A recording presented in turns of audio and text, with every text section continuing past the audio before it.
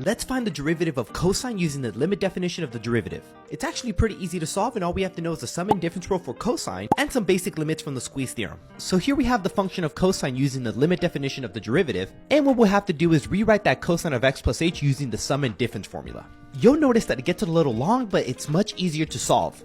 And now we have two terms involving cosine, the first one and the third term, so we're going to go ahead and factor out a cosine and put those together. This helped us separate this into two different limits that we can solve separately. In the first limit, you're going to notice something very familiar. This is an important trig limit that equals to 0.